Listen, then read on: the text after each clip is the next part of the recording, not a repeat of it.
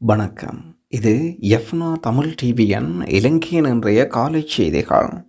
யாழ்ப்பாண வீதியில் சாகசம் காட்டிய தனியார் சிற்றூர்தியின் வழித்தட அனுமதிகள் ரத்து. யாழ்ப்பாணம் பருத்துறை 750 வழித்தடத்தில் போக்குவரத்து நடைமுறைகளை மீறி பொதுமக்களை அச்சுறுத்தும் வகையில் பயணித்த தனியார் சிற்றூர்தியின் உரிமையாளரின் வழித்தட அனுமதி பத்திரம் இடைநிறுத்தப்பட்டிருப்பதாக வடமாகாண வீதி பயணிகள் போக்குவரத்து அதிகார சபையின் தலைவர் அறிவிக்கின்றார். தனியார் சிற்றூர்தி வழித்தடத்தில் போக்குவரத்து நடைமுறைகளை மீறி பொதுமக்களை அச்சுறுத்தும் வகையில் பயணித்தமை தொடர்பாக சமூக ஊடகங்களில் காணொளிகள் பகிரப்பட்டிருந்தது.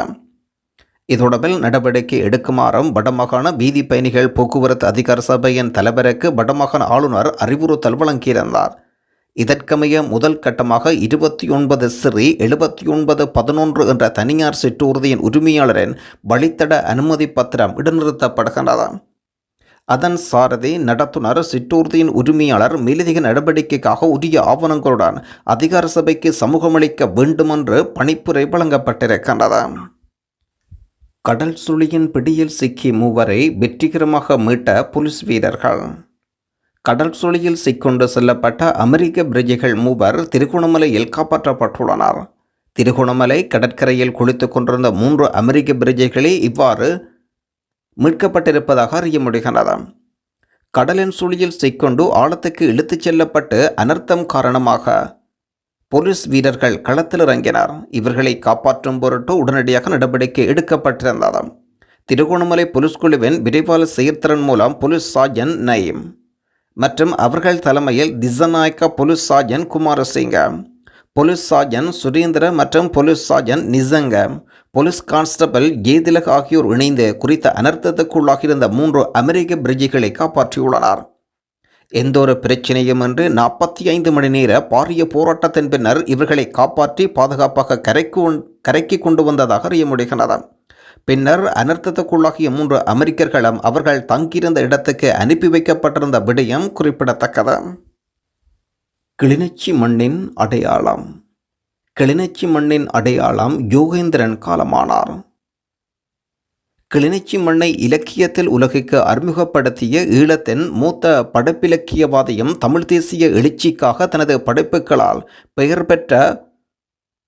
பெயர் பெற்ற நாவண்ணா யோகேந்திரநாதன் அவர்கள் இந்த உலக பந்தத்திலிருந்து விடுபட்டுள்ளார். இவரது மறைவுக்கு ஈழ மக்கள் மனதில் பெரும் துயரையும் ஏற்படுத்தியிருக்கிறது. அகவை மூப்பினாலும் உடல்நலக் குறைவினாலும் பாதிக்கப்பட்டிருந்த போதிலும் தமிழ் தேசியம் ஈழ விடுதலை போராட்டத்தின் அடையாளமாக அவர் தனது ஆற்றல் முழுவதையும் இலக்கிய பணியில் செலுத்தி வந்தார். தமிழ் தேசிய பயணப்பாதைகளில் தன் படைப்புகளால் ஊடக வெளிக்கொணர வேண்டுமென்ற போராவில் எழுத்தில் இயங்கிக் கொண்டிருந்த இந்த ஈழத்தின் புகழ்பூத்த பேரமையான அவர் ஈழ விடுதலை போர் குறித்த அனுபவங்களையும் ஆதாரங்களையும் தன்னகத்தே கொண்டிருந்த ஈழத்தின் அடையாள மனிதனாகவும் இறுதி வரை இருந்திருக்கின்றார். போராட்ட காலத்தில் புலிகளின் குரல் வானொலியின் ஒலிபரப்பான நாவண்ணா யோகேந்திரநாதன் அவர்களின் உயிர்த்தெழுகை நாடகம் ஈழ உணர்வாளர்கள் மத்தியில் அவருக்கான இடத்தை மேலுயர்த்தி வந்தது. எமது மக்களின் உணர்வுகளில் நிறைந்த மனிதனாக அவரை மாற்றியிருந்ததும் குறிப்பிடத்தக்கது. இன விடுதலை என்ற சத்திய லட்சியத்தை தன் இதயத்தை சுமந்த ஓர் பேனாமுனை போராளியாக விடுதலை போராட்ட காலத்தில் எத்தனையோ வீரியத்தோடும் அரசியல் நாடகம் வானொலித்துறை சார்ந்து இயங்கியிருக்கிறார். அதே வீரியத்தையும் விவேகத்தையும் படைப்பிலக்கியம் என்ற துறைக்குள் ஒரு சேர இணைத்து புனைகள் போரியல் ஆவணங்களாக தன் படைப்புகளை வெளிக்கொணர்ந்த வண்ணம் இருக்கிறார். அவரின் எழுத்துலக பணி ஒரு விடுதலை போராளியின் ஆத்மதாகம் நிறைந்த பெரும்பணியாக இருந்தது. நீந்தி கடந்த நெருப்பாறு நாவல் தொடக்கம் வெளியீட்டின் பின் நோய்வாய்ப்பட்டிருந்த நாவண்ணா யோகேந்திரநாதன் அவர்கள் அதிலிருந்து ஓரளவு மீண்டு பின் நீந்தி கடந்த நெருப்பாறு என்ற நாவலை எழுதியிருந்தார். உலக போரியல் வரலாற்றை திருப்புனையாக குடாரப்பு தரையிறக்கம் குறித்து பேசும் 34களில் நீந்தி கடந்த நெருப்பாறு என்ற வரலாற்று நாவலையும் எழுதி வெளியிட்டிருந்த பெருமை அவரையே சாரம். சமூக வலைத்தள பிரஜைகளுக்கும் முன்னுரிமை. ஒரு அரசாங்க திணைக்கள நிகழ்வில் பிரதான விருந்தினர்களுக்கு அடுத்த வரிசையில் அவர்களுக்கு ஆசனம் ஒதுக்கப்பட்டிருக்கின்ற விடயம் அவர்களின் வெற்றியாகவே கருதப்படுகின்றது. யூடியூபர்ஸ் பெரும்பாலும் போன் மூலமே வீடியோக்களை பதிவு செய்வதனால் பிரதான விருந்தினர்களுக்கு பின்னால் ஆசனம் ஒதுக்கும்போது மேடையில் இருந்து ஆசனம் தூரமாக இருப்பதனால் சூம் போய் வீடியோ எடுத்தால் வீடியோ கிளியர் இல்லாமல் இருக்கும்.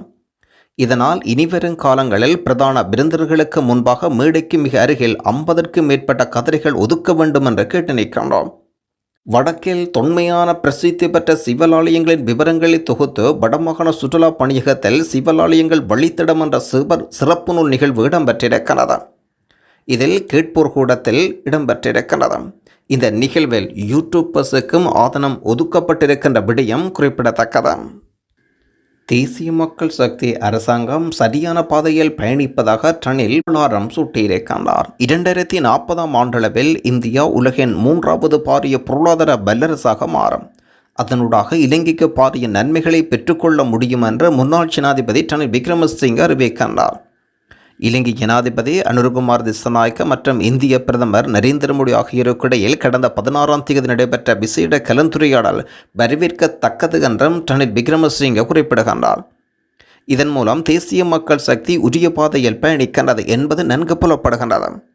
2040 ஆண்டளவில் இந்தியா உலகின் 3வது பாரிய பொருளாதார வல்லரசாக மாற்றம் பெறும். தற்போது தமிழகத்தின் மொத்த உள்நாட்டு உற்பத்தியானது $1 டிரில்லியன் கடந்திருக்கின்றது. இதன் மூலம் பிராந்தியம் என்ற ரீதியில் இலங்கை பல நன்மைகளை அடையும் என்றும் தாம் நம்புவதாக முன்னாள் ஜனாதிபதி ரணில் விக்ரமசிங்க அறிவிக்கின்றார். யாழ்ப்பாணத்தில் இலங்கை வங்கியின் முன்னாள் முகாமையாளர் கைது.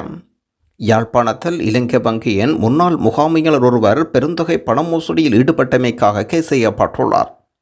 வங்கியில் வேலைவாய்ப்பை பெற்றுத்தருவதாக தெரிவித்து 15 லட்சம் ரூபாய் ஒருவரிடம் மோசடி செய்ததாக யாழ் குற்ற விசாரணை பிரிவினரிடம் முறைப்பாடு கிடைக்கப்பெற்றிருந்தது.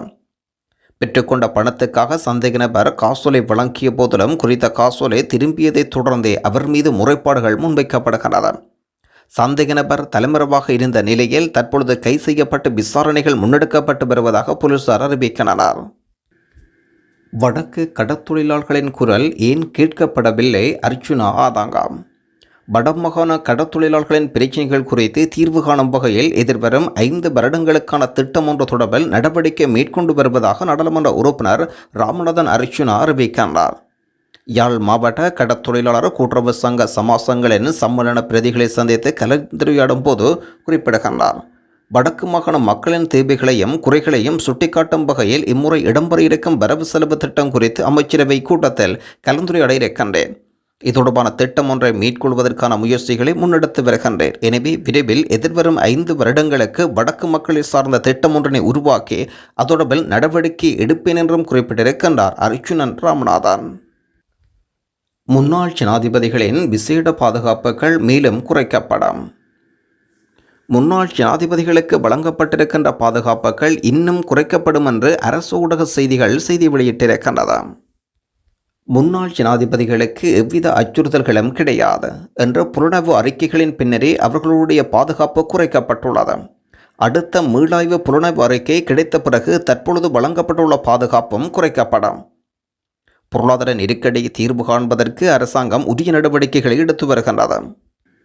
அரசியலிருந்து மக்களால் புறக்கணிக்கப்பட்டவர்கள் போலியான பல குற்றச்சாட்டுக்களை தற்பொழுது முன்வைக்கின்றனர். முன்னாள் ஜனாதிபதிகளின் விசேட பாதுகாப்பு குறைக்கப்பட்டமை தற்போதைய பிரதான பேசுபொருளாக காணப்படுகிறது.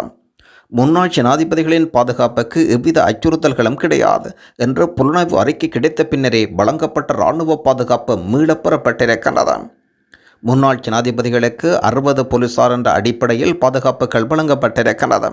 அடுத்த மீளாய்வு அறிக்கையில் பாதுகாப்பு மேலும் குறைக்கப்படலாம். 60 போலீசாரின் பாதுகாப்பை 30 குறைக்கப்படலாம். மக்களின் வரிப்பணத்தை வீண்விரியம் செய்ய வேண்டிய அவசியம் கிடையாது.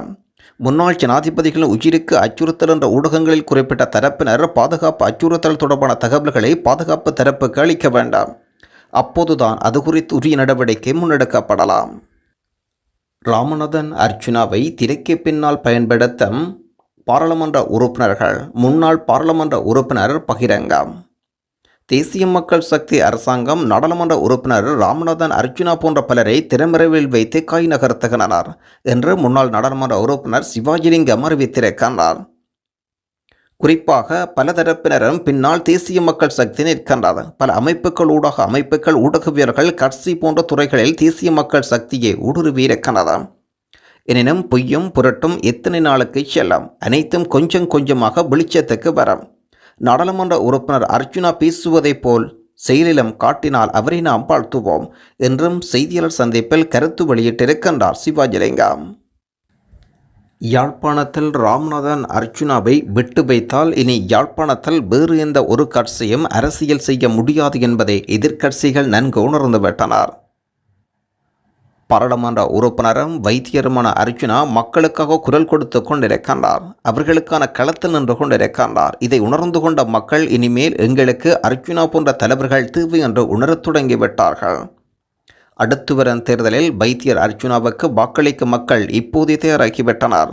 இதை தடுத்து நிறுத்துவதற்காக சரிந்து போன தங்களது ஆதரவை புதுப்பிப்பதற்காகவும் பித்தலாட்டக்காரர்கள் வைத்தியர் அர்ச்சுனாவை பற்றி அனாவசியமான கதைகளை கதைத்துக் கொண்டிருக்கின்றனர். இவை எவற்றையும் மக்கள் பொருட்படுத்தப் போவதில்லை. வடகிழக்கு தமிழர்களின் அரசியல் தெரிவு இனி ராமநாதன் அர்ச்சுனா மட்டுமே. போலி தமிழ் தேசியவாதிகள் ஏற்கனவே அரசாங்கத்துடன் சேர்ந்தவர்களும் புலம்பெயர் நாடுகளிலிருந்து அனுப்பப்படும் நிதிகளை வைத்து சொகுசாக வாழ்ந்துவிட்டு சென்று விட்டார்கள். இனிவரும் காலங்களில் புலம்பெயர் தமிழர்கள் அனுப்பும் பணம் மிகவும் சரியான முறையில் மக்களை சென்றடையும். அதற்கு சிறந்ததொரு காவலனாக சிறந்ததொரு சேவையாளனாக பாராளுமன்ற உறுப்பினர் அர்ச்சுனா திகழ்வார். வடமாகாண தமிழ் மக்கள் போலிகளை நம்பி இனி ஏமாறாதீர்கள். ஈழத்தின் இலக்கிய பேராளுமைகளுக்கு அஞ்சலிகள். ஈழமண்ணின் மூத்த படைப்பிலக்கியவாதியும் கிளிநொச்சி மண்ணுக்கு அடையாளம் தந்த வீருமாகிய யோகேந்திரநாதன் ஐயா மறைந்தார் என்ற செய்தி மனதை நொறுங்கச் செய்திருக்கின்றது. இவ்வாறு இரங்கல் செய்தியை படித்திருக்கின்றார் சிவஞானம் ஸ்ரீதரன். அகவை மூப்பையும் அதனால் உற்றிருந்த நோய் உபாதைகளும் கடந்த தமிழ் தேசிய பயணப்பாதைகளை தன் படைப்பு ஊடாக வெளிக்கொணர வேண்டுமென்ற பேராபாவில் எழுத்துலகில் இயங்கிக் கொண்டே இருந்த ஈழத்தின் புகழ்பூத்த பேராளமையான அவர் ஈழ விடுதலை போர் குறித்த அனுபவங்களையும் ஆதாரங்களையும் தன்னகத்தே கொண்டிருந்தார். போராட்ட காலத்தில் தமிழீழ விடுதலை புலிகளின் குரல் வானொலியில் ஒலிபரப்பான யோகேந்திரநாதன் அவர்களின் உயிர்த்தெழுகை நாடகம் இன்று வரை மக்கள் மறக்கவில்லை. இன விடுதலை என்ற சத்திய லட்சியத்தை தன் இதயத்தை சுமந்த ஓர் பேனாமுனை போராளியாக விடுதலை போராட்ட காலத்தில் எத்தனையோ வீரியத்தோடும் அரசியல் நாடக வானொலித்துறை சார்ந்து இயங்கிக் கொண்டே இருந்தார். இலட்சிய பற்றுறுதிமிக்க இம்மண்ணின் முதுபெரும் ஆளுமை மாமனிதர் யோகேந்திரநாதன் அவர்கள் எமது புகழ் வணக்கம் என்று சிவஞானம் ஸ்ரீதரன் அவர்கள் தனது இரங்கல் செய்தியில் குறிப்பிட்டிருக்கின்றார்.